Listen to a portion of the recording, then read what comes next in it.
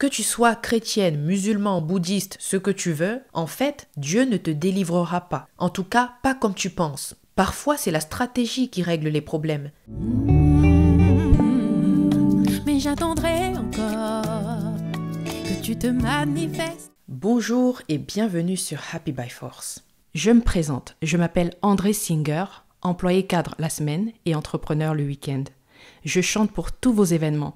Baby, you see my love is your love and nothing can come up between us to make me stop loving you. Anniversaire, baptême, mariage avec Ness.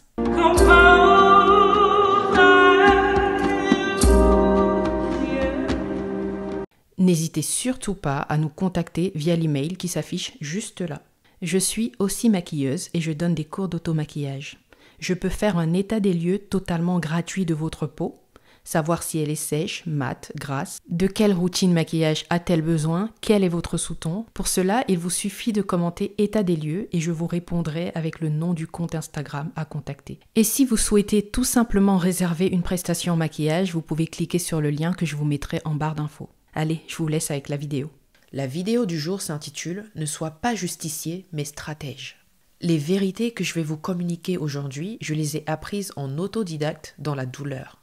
Il faut savoir que je ne suis ni coach, ni pasteur. Mais bon, après avoir vécu pratiquement l'enfer sur Terre, je crois que je suis totalement apte à vous dire ce que j'ai à dire aujourd'hui. Donc, ne sois pas justicier, mais stratège. Pourquoi cette phrase? Prenons l'exemple d'une histoire bien connue de la Bible qui parle de deux frères, Ésaü et Jacob.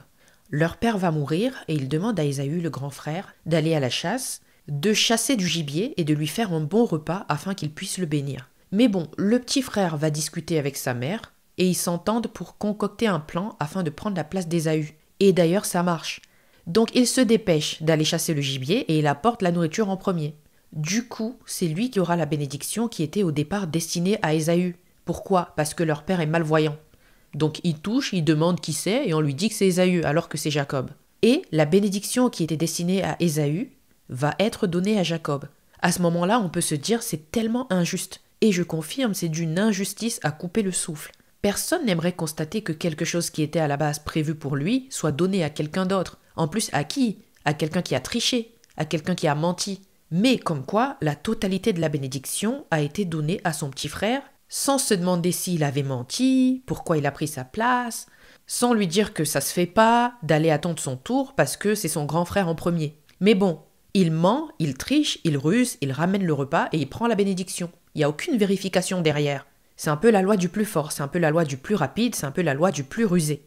Mais pour le divin, ça sonne juste, alors que pour nous, c'est une dinguerie. Et dans la même Bible, il y a un passage où on parle des serpents. On dit « Soyez rusés comme des serpents ». Et là, il y a tous les musulmans qui se barrent et tout. Qu'est-ce qu'elle fait? C'est une prêche? C'est l'église? Attendez.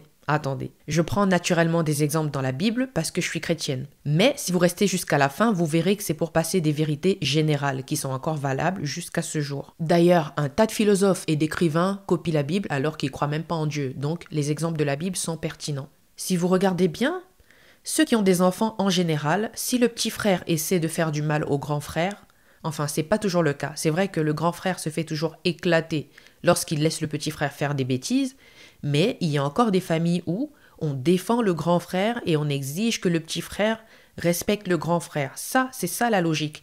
Donc normalement, dans la logique, on aurait dû demander à Jacob, mais qui t'a dit de préparer quoi que ce soit? Qui t'a dit de cuisiner? Qui t'a envoyé à la cuisine?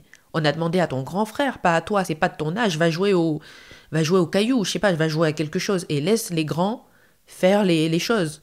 Normalement, c'est ça qu'on aurait dû lui dire. Mais il a triché et il a pris la bénédiction, incognito.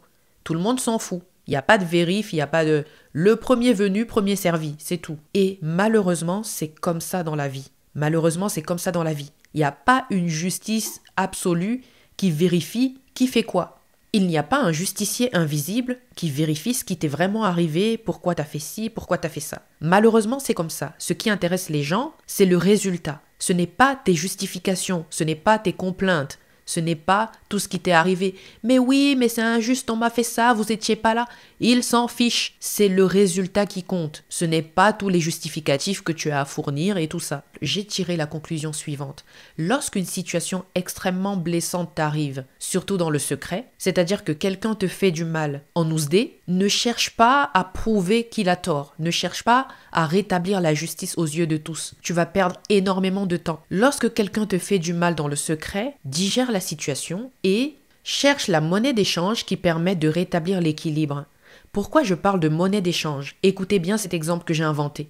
Vous êtes tous bénévoles sur un site de construction. Et lorsque la journée est terminée, c'est l'heure des repas. Alors, c'est un repas par personne. Et si jamais quelqu'un veut un repas supplémentaire, il doit payer 5 €. Te voilà qui va aux toilettes et tu laisses ton repas poser quelques secondes en te disant « Bon, je vais aux toilettes vite fait et je le mangerai juste après. » Mais en revenant des toilettes, quelqu'un t'a piqué ton repas. Et là, tu vas te plaindre à tous ceux qui distribuent les repas et ils te disent « Ouais, mais monsieur, on vous a déjà servi, je me souviens, vous étiez là, vous êtes déjà passé. Et donc, si vous voulez un repas supplémentaire, ça va être 5 €. » Et là, tu te dis « Mais c'est pas juste. Puisque vous m'avez vu partir aux toilettes, vous m'avez vu passer, vous m'avez vu partir aux toilettes, vous avez bien vu qu'il y a quelqu'un qui a pris mon repas, c'est injuste. Donc, je n'ai pas encore mangé. Même si vous avez déjà distribué, moi, je n'ai pas encore mangé. Mais tenez-vous bien. Pour eux, ce qui fait foi, c'est d'avoir déjà distribué. Ils s'en foutent de savoir si tu as déjà mangé ou pas. Est-ce qu'ils t'ont donné un repas? Oui. Donc, s'ils te redonnent un repas, ça fait un deuxième repas. Donc, c'est 5 €. Donc, la seule manière pour toi de manger, c'est de leur donner 5 €. Te justifier, raconter comment t'as arraché ton repas, tout ça, ça va aboutir à une seule finalité, mourir de faim. Donc, si tu veux manger, donne-leur 5 €, c'est tout.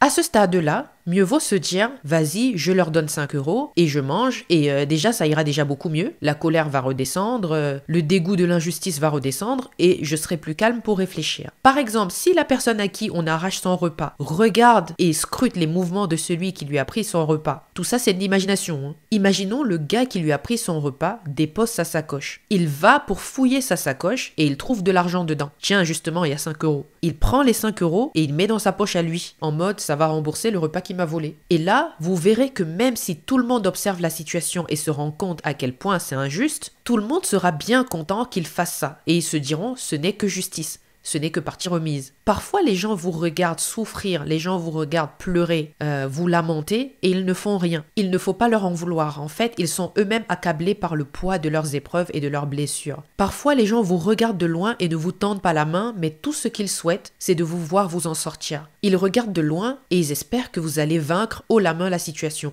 Est-ce que vous pensez que les gens sont dégoûtés du geste de celui qui prend 5 € dans la sacoche ou alors sont rassurés et se disent « Ah, il a pu s'en sortir, on est super content pour lui. » Moi, je pense que c'est l'option 2. En fait, parfois, il faut être dans la stratégie. Il faut savoir récupérer ce qu'on t'a volé, quel que soit le domaine de la vie dans lequel on te vole quelque chose. Domaine spirituel, on va dire que c'est l'ennemi de nos âmes qui nous prend des choses, des bénédictions et qui ne nous les rend pas. Ou alors dans le monde professionnel, ou alors dans le monde financier, peu importe. Parfois, il faut user de stratégie. Et la stratégie, c'est pas forcément malhonnête. Il y a 3 exemples dans la Bible qui sont hautement injustes, mais qui sont considérés comme stratèges. C'est de la stratégie, ce n'est pas de l'injustice, malheureusement. On a tendance à faire les Robins des Bois, à faire les justiciers, à dire oui, mais il faut que la banque me rende mon argent que l'arnaqueur a volé. Ah non, c'est à nous d'aller arracher ce qu'on nous a volé de la même manière dont on nous l'a volé. Ça a l'air bizarre dit comme ça, mais oui. Après, ça reste dans les choses permises par la loi. C'est-à-dire que c'est pas on te tue, tu ressuscites, tu vas tuer quelqu'un d'autre. Non. Vous comprenez bien ce que j'essaie de dire. En gros, il faut savoir user de stratégie sans se dire « Ah non, je peux pas. » Il ne faut pas avancer dans la peur en se disant « Oui, mais ça, c'est trop méchant, ça se fait pas. » Parce que les stratèges n'hésiteront pas à faire tout ce qu'il faut pour vous prendre ce que vous avez. Donc c'est à vous de protéger ce qui vous appartient par tous les moyens possibles et imaginables. J'espère sincèrement que cette vérité va résonner dans votre tête parce qu'elle est réelle. C'est une vraie vérité. Et jusqu'aujourd'hui, il y a encore plein de personnes qui attendent que justice leur tombe du ciel. Mais parfois, il faut se lever et aller user de stratégies pour récupérer les choses qu'on perd à cause de l'injustice.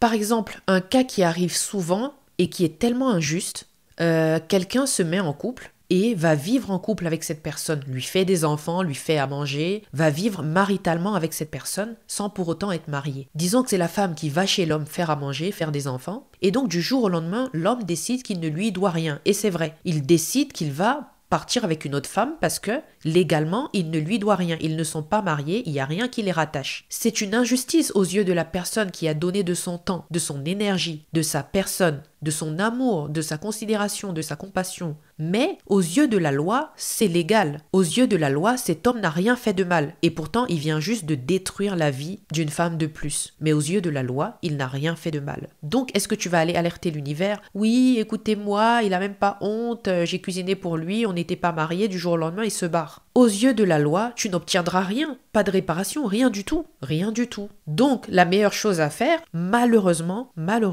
c'est d'arrêter de pleurer, c'est d'arrêter de se lamenter, c'est d'arrêter de raconter, parce que tu vas vouloir te suicider sinon. La meilleure chose à faire, c'est lève-toi tôt, fais ton sport, revois ton alimentation, poursuis tes rêves, gagne de l'argent, sors de ta colère, sors de ta dépression, et même pire, ne souhaite pas du mal à celui qui t'a fait ça. Parce que lui souhaiter du mal, ça va lui ramener encore plus de bénédictions. Il va s'en sortir encore mieux. Combien de fois j'ai voulu du mal à des gens qui m'ont fait du mal, à des racistes, à peu importe. Et j'ai vu ces gens rester concentrés, j'ai vu ces gens atteindre leurs objectifs, j'ai vu ces gens avancer, mais vite, comme si de rien n'était. Parce que, en vrai, la personne qui t'a blessé oublie rapidement qu'elle t'a blessé. C'est toi qui restes avec ta blessure et qui t'enfonce, malheureusement. Donc, crois-moi, même dans le pire des cas où, par exemple, tu as affaire à un pervers narcissique et qu'il détruit ta vie, tu ne pourras pas le confronter, tu ne pourras pas le combattre ouvertement et rechercher la justice et que tout le monde se rende compte que c'est toi qui avais raison ou ce genre de choses. Abandonne, laisse tomber, c'est mort. Ce qu'il faut faire, c'est prendre du recul, réfléchir au calme, rester concentré et apprendre le langage du pervers narcissique. Apprendre comment lui parler son propre langage et lui rendre la monnaie de sa pièce. Si possible. Sinon, si c'est pas possible, avancez. Si c'est pas possible, lâchez prise et avancez. Parce que tu sois chrétienne, musulman, bouddhiste, ce que tu veux, en fait, Dieu ne te délivrera pas. En tout cas, pas comme tu penses. Il ne viendra pas descendre du ciel et dire au pervers narcissique « Ça suffit, tu fais souffrir ma fille, elle a prié, j'ai entendu. » Non, parfois c'est la stratégie qui règle les problèmes. C'est fou parce que plein de gens rejettent la phrase « Aide-toi et le ciel t'aidera ». Effectivement, cette phrase n'est pas écrite dans la Bible. Cette phrase n'existe pas, on l'a inventée. Mais elle transmet quand même une vérité claire et nette. C'est que parfois, il faut se sortir les doigts du C. Parfois, il faut se sortir les doigts et commencer à apprendre les stratégies. Si un pervers narcissique te blesse, apprends le langage du pervers narcissique. Lis des livres sur lui. Forme-toi et parle son langage. Si un comptable t'arnaque et te vole ton argent, apprends la comptabilité. Si ton mari divorce et il part avec tous les enfants parce qu'il a soudoyé les avocats, apprends le droit. Apprenons à nous défendre sans attendre que le divin fasse tout à notre place. Parce que parfois, c'est dans le calme que la solution se cache. La solution est là, elle se cache et c'est à nous de la trouver. En fait, Dieu nous aide, mais pas comme nous croyons. Il ne nous aide pas en descendant comme un justicier, comme Power Rangers en disant « Il est où le monstre ?» Non, parfois il nous aide en nous utilisant nous-mêmes. Parfois Dieu nous aide en se servant de nous-mêmes si nous sommes prêts à apprendre la ruse, à apprendre la stratégie. Parfois, afin que Dieu nous aide, nous devons nous former dans le domaine dans lequel nous avons été arnaqués. Donc c'est en réfléchissant de manière subtile que tu vas trouver l'indice que Dieu t'a laissé. Dans la situation, effectivement, Dieu nous aide toujours, mais pas ouvertement comme nous le croyons. Parfois, si on reste calme et qu'on réfléchit et qu'on se forme au droit, à la comptabilité, au narcissisme, à tout ce que tu veux, si on se forme à la situation, nous allons trouver en fait l'aide de Dieu qui était cachée et qui ne sautait pas aux yeux. Donc c'est pas que Dieu ne nous aide pas, mais il ne nous aide pas comme nous nous y attendons.